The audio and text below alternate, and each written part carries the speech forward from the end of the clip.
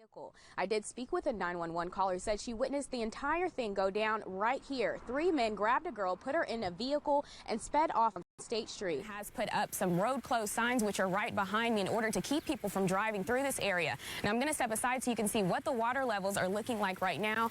My photographer and I have been out here for about an hour, and we can tell you that the water levels here have decreased significantly. We're investigating that officer-involved shooting that took place at that Petromart right in the parking lot. Now I did speak with witnesses, and they told me they saw the suspect pull up to pump 5 to get gas. Shortly after, 4 police cars pulled up to the scene as well, and they said it wasn't long before they heard gunshots. Exactly, this fire started. We did see one ambulance that pulled off just a while ago. We're not sure if anyone was in that ambulance or if there was any injuries.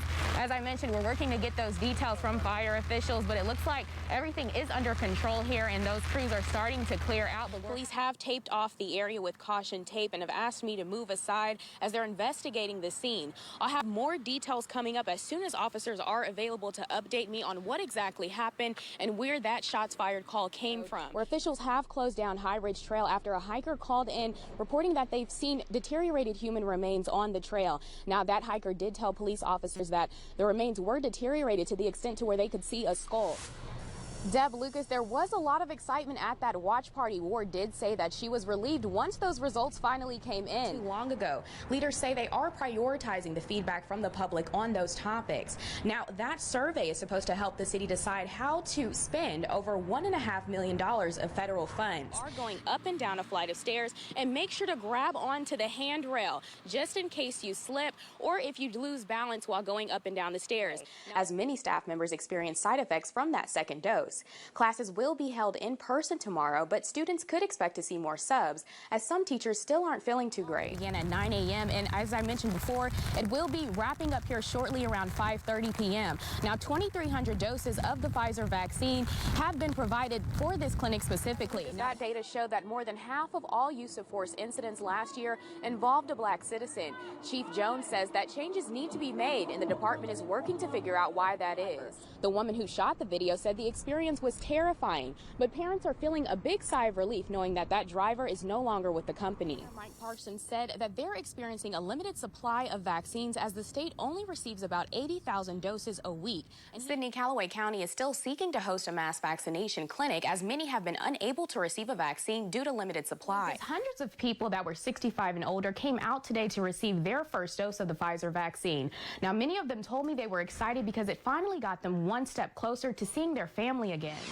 Jessica, it's creeks like this, Wares Creek near Washington Park, that crews will be looking out for in anticipation of flash flooding this week. The power is nearly completely restored throughout the city of Centralia. Earlier today, a tree limb fell onto a power line due to ice accumulation and knocked out about 3 transformers that are responsible for majority of the city's power. It's just simply turning on your faucet in either your kitchen or your bathroom. Allow water to just trickle down. This will keep water moving throughout your pipes and help to prevent your pipes from freezing. That ERAP application closes tomorrow, but you can check out our website for more links to other rental and utility assistance programs, as some areas still have not thawed out completely. And if you happen to experience frozen pipes, or if your pipes happen to burst, please do call a professional. She said it's important to get vaccinated because you never know how your body could react after contracting the virus. She's had patients who have still not fully recovered from COVID-19 after almost 3 months. Deb, the Audrain County Health Department says it's planning to vaccinate 2,500 people that day. That event will be held from 9 a.m. to 4 p.m. on Friday. Bird scooters once again have been seen across Columbia as they make their return. Thanks for choosing us at noon. I'm Victoria Bragg. This is all following an agreement made by City Council. You'll see on your screen now some video our morning crew got on scooters on Broadway, and you can see quite a few are already popping up back downtown. Columbia originally came to an agreement to bring 500 scooters back to Columbia in March. That agreement has the company initially paying $10,000 to both the city as well as the University of Missouri. Some business owners have been against the return, noting how scooters can block sidewalks. Those who got vaccinated at Rolling Hills Park today will return to the same location for the second dose 3 weeks from today. And walk-ins are also now being encouraged at a vaccination event in Audrain County. That one's taking place today at the YMCA in Vandalia. Shots will be given out between 8:30 this morning and 3:30 this afternoon. People who have appointments will get their shots at those scheduled times. The clinic is using the Moderna vaccine, so anyone who walks in will need to be available to get the second dose at the YMCA on May 13th. In the return to learn, Camdenton school leaders have voted to rescind all COVID-19 protocols. The change went into effect yesterday after a 4-3 vote during Monday's school board meeting. The superintendent says all students and staff currently being quarantined for exposure can now return to the classroom. People are still allowed to wear masks and practice social distancing in school buildings, but will not be required. A leftover vaccination clinic just wrapped up about an hour ago in Boonville. Thanks for joining us at noon. I'm Victoria Bragg. Cooper County's health department hosted a drive-through vaccination event at Rolling Hills Park from 9 to 11 this morning. And more colleges and universities around the state are making the coronavirus vaccine mandatory for students. Here in mid-Missouri, schools are working to ramp up their efforts to encourage vaccinations. Columbia College says it's currently evaluating options for the fall semester and is encouraging vaccination, while a spokesperson for Mizzou says the university wants people to get their shots on their own instead of requiring it.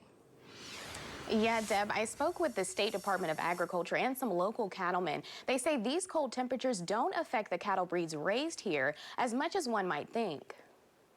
But we don't expect this to impact the cattle numbers in the state because in Missouri, our ranchers are used to this and they're prepared. Christian, the director of agriculture, says cold temperatures is nothing to worry about when it comes to cattle. Below zero temperatures brought concerns to whether beef production would see delays and the health of cattle across Missouri.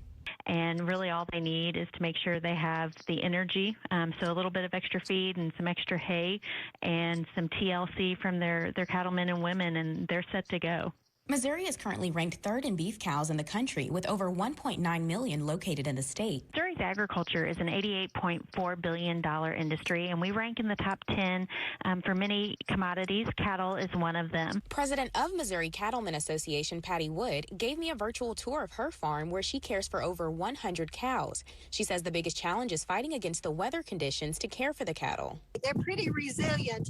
For us as farmers, it just means that there's more time spent making sure that the cattle are okay. She says most cattlemen are bearing through the weather just fine, as one of her biggest issues has been frozen water tanks. So yeah, our chores are lasting probably all day, but you know, it's what you do because you love what you do, and the livestock are important to us. It's our livelihood, but it's also a passion that we have as cattle ranchers. Chin with the Department of Agriculture says that they're proud of how hard the cattlemen and women have been working through these freezing temperatures to keep Missouri fed. Reporting live from the newsroom, I'm Victoria Bragg, ABC 17 News. Okay, Victoria, thank you. Great story there. Deb, this has been a concern nationally as many Catholics have moral and ethical problems with how the Johnson & Johnson vaccine is being manufactured. They believe it could counter their religious convictions. During a Cole County COVID-19 briefing today, Dr. Lenora Adams with SSM St. Mary's Hospital said, as a Catholic institution, they've received concerns about the morality of the Johnson & Johnson vaccine. We have received a lot of questions on the ethical and moral concerns surrounding the development of the Johnson & Johnson vaccine, which was developed using a cell line from aborted fetal tissue. Moderna and Pfizer both used the cell line from aborted fetal-derived tissue during preliminary lab testing, but not in manufacturing. Dr. Adams says the hospital can't choose which vaccine they get. Nationally, many dioceses have advised Catholics to get the Moderna or Pfizer vaccine over the Johnson & Johnson because of the J&J vaccine process. And the St. Louis Diocese says Catholics should only take the J&J shot if there are no other options. The Archbishop for Mid-Missouri says regardless of how the J&J vaccine was developed, people should get it. In the current situation of a pandemic, Catholics may, in good conscience, utilize any of the vaccines currently available, even those derived in an unethical manner. The Archbishop says it's important for Catholics to protect themselves as well as the vulnerable population who may be unvaccinated. Bishop McKnight says it is a moral obligation to prevent transmission of the virus and the risk of health to those who can't receive a vaccine just yet. Health leaders say the process of using fetal cells has been in practice for years in creating vaccines against illnesses like the chickenpox, measles, and rabies. Reporting live from the newsroom, I'm Victoria Bragg, ABC 17 News. Time is ticking as July 1st is the first day those newly eligible for Medicaid could apply. Lo Pearson, one of the attorneys who filed the lawsuit, says they're working to make that happen and ensuring those people can get coverage. 3 Missourians are taking the state to court after lawmakers didn't fund the expansion of Medicaid. Lo Pearson, one of the attorneys who filed the lawsuit, says there is plenty of money for those citizens to receive Medicaid expansion coverage starting July 1st, as it is their constitutional right. The voters created a constitutional right to coverage, and these people need health care on, starting July 1st. So I don't really much care if people disagree with that, with the lawsuit. It's something that has to be done for the Constitution to apply.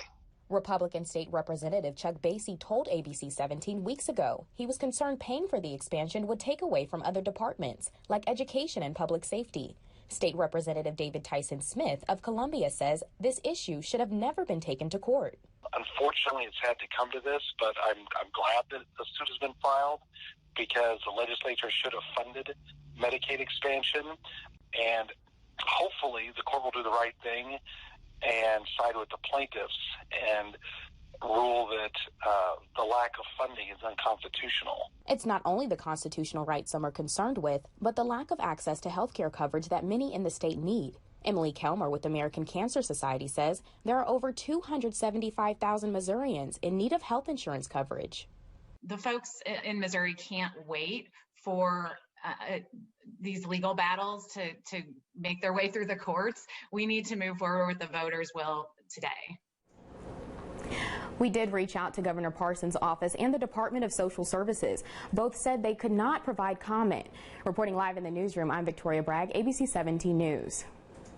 Victoria, thank you. The federal government would pay for most of the expansion if the state had funded it. A court hearing has not yet been set.